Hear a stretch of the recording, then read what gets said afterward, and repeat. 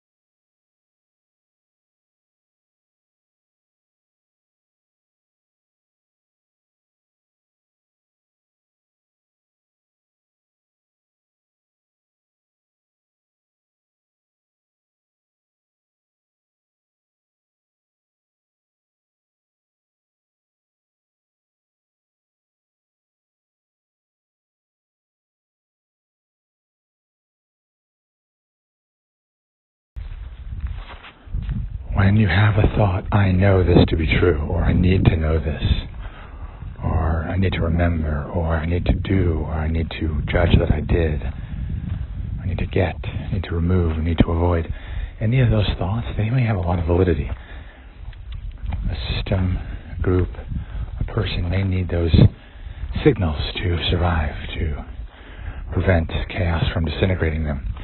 However, what happens is the message, the underlying message underneath all of those messages, the new arrival, the Dolan, is getting the message, hey, you're a separate person, and you're making these thoughts, and you need to follow these thoughts. You need to agree, or maybe disagree. As the unified Bardo, yin, infinite, it doesn't work like that because it's all one thing. So there's just existence. And since we can't conceptualize what that is, we cling to these thoughts and identify as the author of them and the one who has to agree or disagree with them or suppress them. And I'm not saying that this is all bad or that we have to stop it from happening. Yes, an awakening is a different relationship with that. But what we can do from moment to moment is when those thoughts occur and thoughts about the thoughts occur, we use them as our invitation, our reminder to go back to stillness, presence, peace, silence. And that's my current association with the Four of Pentacles, because you can see that whatever the polarity is, left and right foot, there's an attachment, or there's a grounding, or connection to something in the pentacle realm, in the physical realm. But if in our heart we remember the motion of this wheel, call, trial, return, Bardo, and instead of being called to the trial, which is typically the Dolan path, what if we're called to the Bardo? And then we're willing to return to the trial. So in other words, looking at the circle in the other way. Not to do any readings or anything like that, but just to say, if I'm called to the trial, maybe that means a little bit of an attachment to knowing or believing I know, or needing to know, or upset if I don't know. But if I'm called to the Bardo, I'm called to sensory, I'm called to yin, I'm called to presence, I'm called to the non-conceptual.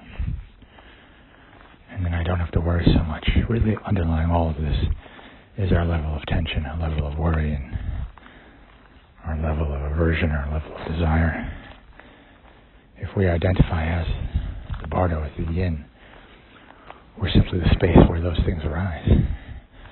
But if we identify with the yang, or if we're mixing yin and yang, the call and the return, with a favoring of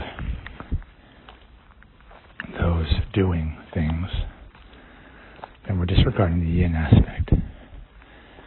And the yin aspect is where the peace is. Yes, it's confusing. Yes, it contains paradoxes. Yes, there's not a lot of agency to do things. And if your life is in turmoil, you may really just be helpless to resist the urge to do something, or to judge something, or to regret something. Be the space that receives that. And that is linking the heart chakra to the crown chakra and the Four of Pentacles, in my view. My dreams may say something additional or contrary.